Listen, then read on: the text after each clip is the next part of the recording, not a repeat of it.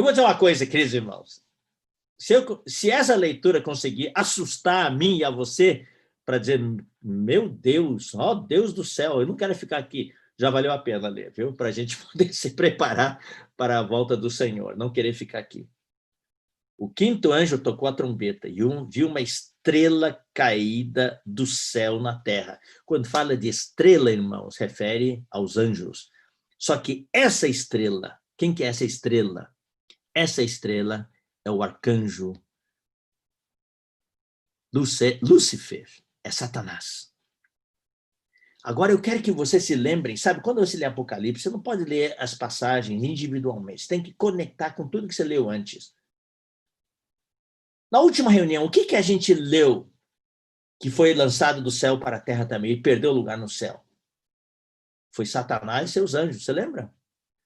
Os vencedores foram arrebatados, o filho varão e as primícias, e no trajeto para o terceiro céu, eles deram uma paradinha e se juntaram, entraram em campo no segundo tempo da guerra entre Miguel e seus anjos com Satanás e seus anjos. Daí, desequilibrou a guerra, daí houve uma goleada e Satanás e seus anjos, o dragão e seus anjos foram jogados para a terra.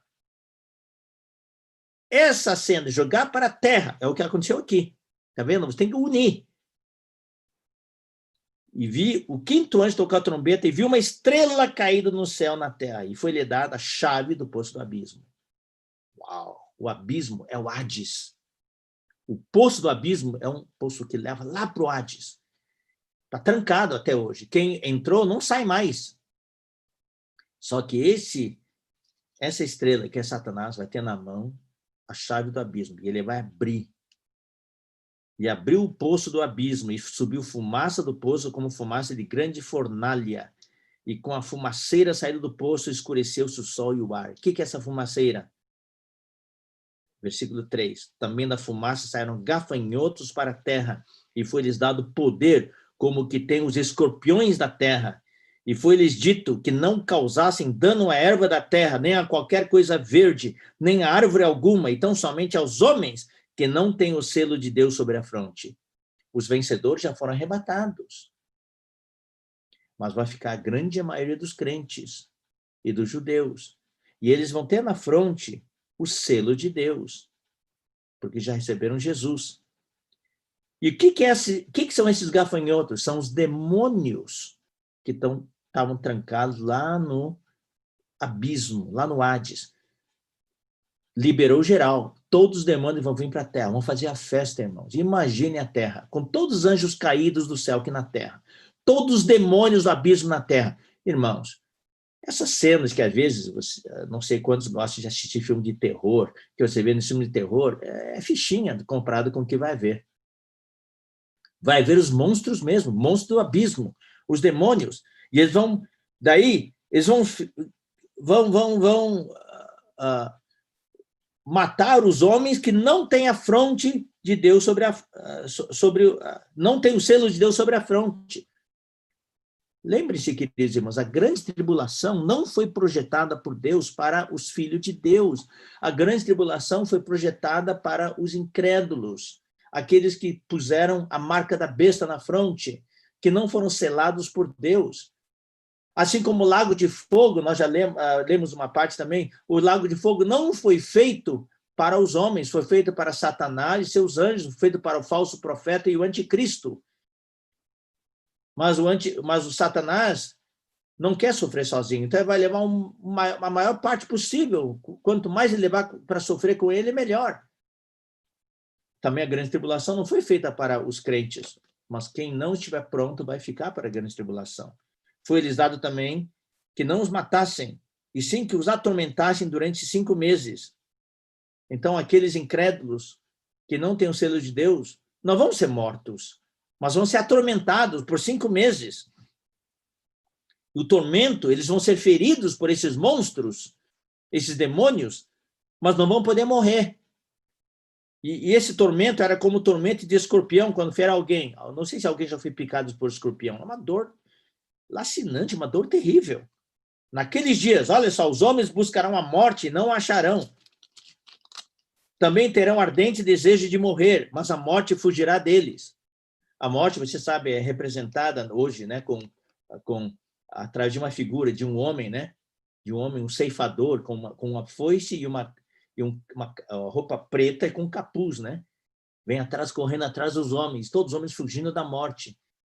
Naquele dia, aqui fala que os homens vão querer morrer e não vão conseguir morrer. Os homens que vão correr atrás desse cara aí, que tem a foice na mão, me mate, me mate. E esse cara vai fugir deles. O aspecto dos gafanhotos era semelhante a cavalos preparados para a peleja. Na sua cabeça havia como que coroas, parecendo de ouro, e o seu rosto era como o rosto de homens. Tinham também cabelos como cabelos de mulher, e os seus dentes como dentes de leão. Tinham couraças como couraças de ferro. O barulho que as suas asas faziam era como o barulho de carro de muitos cavalos quando corre a peleja. Tinham ainda cauda como escorpiões, e ferrão na cauda. E ferrão na cauda tinha um poder para causar dano aos homens por 5 meses, e tinham sobre eles como seu rei, o anjo do abismo, cujo nome em hebraico é Abaddon e em grego Apolion. Esse anjo do abismo é o espírito do anticristo.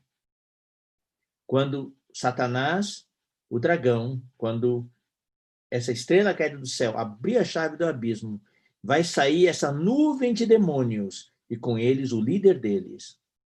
Esse líder deles é o anjo do abismo. Lembre-se, na linha do tempo, nessa hora também, o líder político, carismático, que trouxe a unidade, a paz ao mundo, vai ser morto lá em Jerusalém. Ou em Roma, perdão, vai ser morto em Roma. E no velório, todo mundo vai chorar a morte dele. De repente, ele vai ressuscitar. Quando ele ressuscitar, ele não será a mesma pessoa, apesar de ter o mesmo corpo. Todo mundo acha que ele é a mesma pessoa, mas quando ele ressuscitar, ele vai ser uma pessoa diferente. Vai ser a besta, vai ser o anticristo. Aí, os judeus com quem ele teve um acordo, ele vai violar o acordo e vai começar a matar os judeus e vai matar os cristãos. Como é que ele ressuscitou? Ele vai ressuscitar por causa desse anjo do abismo. Esse anjo do abismo, quando sair do abismo, vai entrar no corpo daquele homem carismático que governou a terra na primeira metade dos 7 anos. E esse anjo do abismo, quando entrar naquele corpo e o corpo se levantar, vai se tornar o anticristo. Esse anjo do abismo é o espírito do anticristo. O primeiro ai passou. Eis que depois destas coisas vem ainda 2 ais. Daí vem a 6ª trombeta. O 6º anjo tocou a trombeta. E ouvi uma voz procedente dos 4 ângulos do altar de ouro, que se encontra na presença de Deus, dizendo ao 6º anjo, o mesmo que tem a trombeta, solta os 4 anjos que se encontram atados junto ao grande rio Eufrates.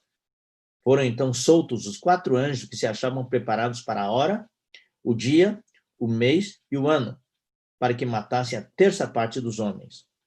O número dos exércitos da cavalaria era de 20.000 vezes 10 milhares. Eu ouvi o seu número, são 200 milhões de cavaleiros.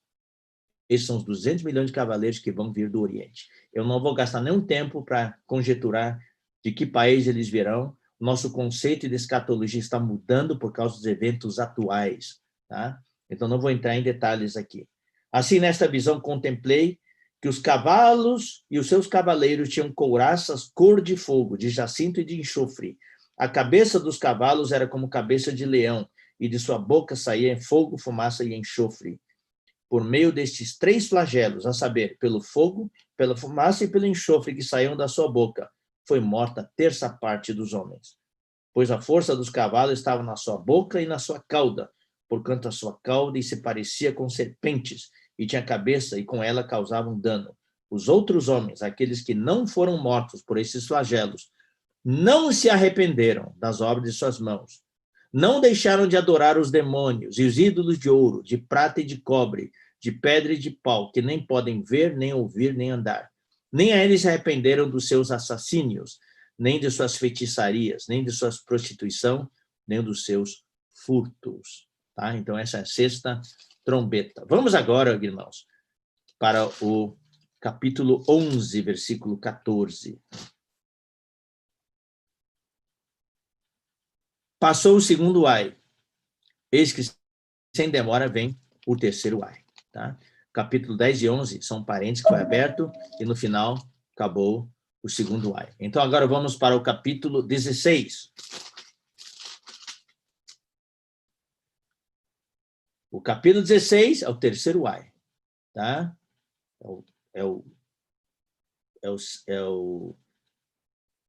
E que está dentro, é a sétima trombeta. Tá? Está dentro da sétima trombeta. Então vamos lá. Ouvi ainda, vinda do santuário, uma grande voz, dizendo aos 7 anjos: ide e derramai pela terra 7 taças da cólera de Deus. Então aqui temos as 7 taças da ira de Deus. Quando toca a sétima trombeta, dentro da sétima trombeta, nós temos, queridos irmãos, as 7 taças da ira de Deus. Tá? Então, nós já vimos a quinta trombeta, a sexta trombeta, os primeiros 2 ais. Aqui nós temos agora a sétima trombeta, que é o terceiro ai. Como é que sabemos que é a sétima trombeta? É só ler o capítulo 11, ó, versículo 15 em diante, ó, é a sétima trombeta. Tá? Eu preciso dar uma paradinha aqui para vocês entenderem, senão vocês vão se confundir. Eu expliquei da última vez que para entender o livro de Apocalipse, você precisa saber a estrutura do livro de Apocalipse. O livro de Apocalipse, na verdade, vai do capítulo 1 até o capítulo 11. Vamos abrir o capítulo 11? Vamos abrir? Ó. Nós lemos no capítulo 9 a quinta trombeta. No versículo 13 do capítulo 9 tem a sexta trombeta. Tá? Daí, no capítulo 10 e 11, faz parte da sexta trombeta ainda. Né? Porque no versículo 12 do capítulo 9 fala: o primeiro ai passou, eis que depois destas coisas vem ainda 2 ais. Daí toca a sexta trombeta. Daí você vai até o capítulo 11, versículo 14. E ali é o final da sexta trombeta, que fala: passou o segundo ai, eis que sem demora vem o terceiro ai. Daí vem a sétima trombeta, é o terceiro ai. O sétimo anjo tocou a trombeta. E houve, e aqui eu quero falar para vocês, na verdade, Apocalipse termina com o capítulo 11. Com o capítulo 11. Eu vou explicar por quê. O sétimo anjo tocou a trombeta e houve no céu grandes vozes, dizendo: olha só, é o fim mesmo. O reino do mundo se tornou de nosso Senhor e do seu Cristo, e ele reinará pelos séculos dos séculos. Já é um reino milenar. Já entrou aqui. E os 24 anciãos que se encontram sentados no seu trono diante de Deus, prostraram-se sobre o seu rosto e adoraram a Deus, dizendo: graças te damos, Senhor Deus Todo-Poderoso, que és e que eras, porque assumiste o teu grande poder e passaste a reinar.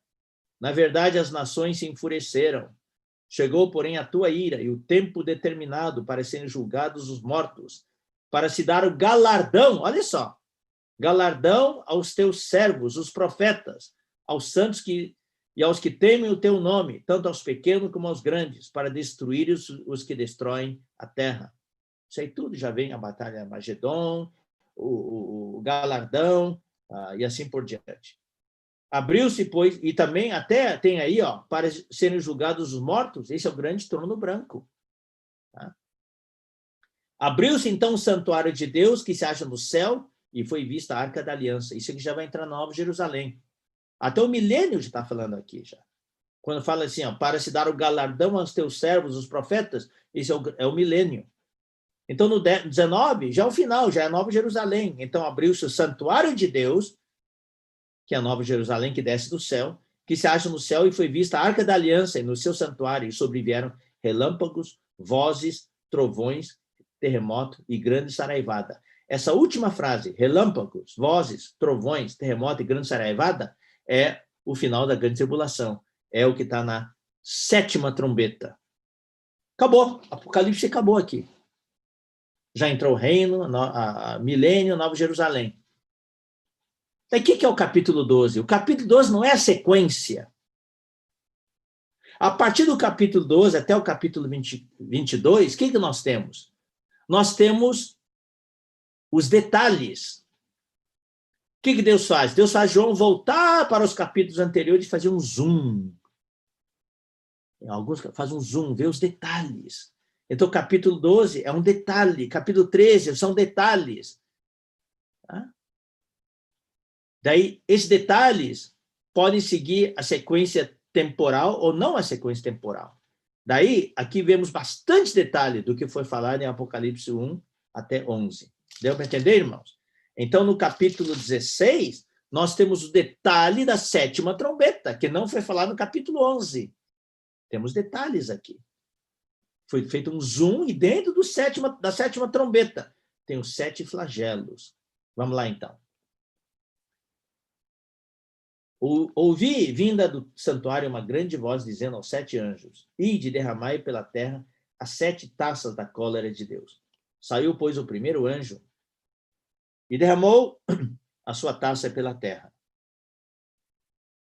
E aos homens portadores da marca da besta e adoradores da sua imagem sobreviveram úlceras malignas e perniciosas.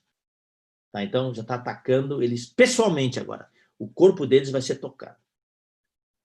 Derramou o segundo a sua taça no mar, e este se tornou em sangue, como de morto, e morreu todo ser vivente que havia no mar. Você lembra no começo, na sexta trombeta, o que houve? Morreu a terça parte dos seres que havia no mar. Aqui não, aqui morreu todo ser vivente que havia no mar. Terceiro flagelo. Derramou o terceiro a sua taça nos rios e nas fontes das águas, e se tornaram em sangue. Então ouviu o anjo das águas dizendo: Tu és justo, tu que és e que eras o santo, pois julgaste essas coisas, porquanto derramaram sangue de santos e de profetas. Também sangue lhes tens dado a beber. São dignos disso. Ouvi o altar do altar que se dizia: Certamente, ó Senhor Deus Todo-Poderoso, verdadeiros e justos são os teus juízos. Então as fontes das águas foram afetadas. O quarto anjo derramou a sua taça sobre o sol e foi-lhe dado queimar os homens com fogo. Então, realmente, vai haver explosões extraordinárias no sol e o calor do sol. Não vai mais haver o filtro dos raios ultravioletas na atmosfera e os homens vão ser queimados na sua pele. Com efeito, os homens se queimaram com intenso calor e blasfemaram o nome de Deus. Ainda não se arrependeram, que tem autoridade sobre estes flagelos, e nem se arrependeram para lhe darem glória. Derramou o quinto a sua taça sobre o trono da besta, cujo reino se tornou em trevas, e os homens remordiam a língua por causa da dor que sentiam, e blasfemavam o Deus do céu, por causa das angústias e das úlceras que sofriam, e não se arrependeram das suas obras. Tudo isso, irmãos, são para aqueles incrédulos que estão nessa terra, que puseram a marca da besta, que não foram selados por Deus. Se espera que os crentes, os irmãos que ficaram, os judeus ficaram, eles tenham o temor de Deus e eles vão ser guardados. Nós que vamos estar nas nuvens, nuvem não, nós vamos estar no céu, nessa viagem para a nuvem, nós vamos estar fortalecendo, porque o céu não tem mais o bombardeio dessas moscas espirituais, entre aspas, que eu falei ontem à noite. Eles perderam lugar no céu. Então, nós vamos estar nos lugares celestiais. Nós vamos fortalecer, animar e suprir os que estão aqui na terra. Agora, tem uma coisa que eu quero mencionar para vocês. Tem irmãos que perguntam: e se algum de nós ficarmos, será que nós vamos pôr a marca da besta? Eu não sei, irmão. Doutrinariamente, não. Eu quero falar isso como advertência, mas não tem garantia. Se hoje, queridos irmãos, na era da graça, não havendo tanta pressão, a gente às vezes não consegue aguentar? Qualquer coisinha a gente já se afasta do Senhor, a gente já reclama de Deus, a gente já não quer reunir, a gente já quer desistir, a gente já se vira contra os irmãos. Imaginem, durante a grande tribulação, você não vai poder comprar comida, não vai poder vender, não vai poder comprar remédio, não vai poder comprar água, leite. Quem tem nenê vai sofrer muito, vai ver seu nenê definhar, não vai poder comprar leite para ele, vai ter que depender dos incrédulos para aqueles que tratarem bem a gente, que ficarmos. Chega um momento, irmãos, ser humano é ser humano. Eu não duvidaria que Pode haver irmão, chega um momento e fala, eu não aguento mais, Deus, não aguento mais, não posso ver meu filho morrer por falta de leite. Põe a marca da vez, põe a marca, põe, eu vou lá comprar leite. Não tem garantia. Por isso, queridos irmãos, não queiram estar. Não tem garantia nenhuma. Se hoje está tão fácil, nós não conseguimos resistir muitas vezes, imagine durante a grande tribulação. Então, isso aqui é uma advertência para nós. Uma advertência para nós.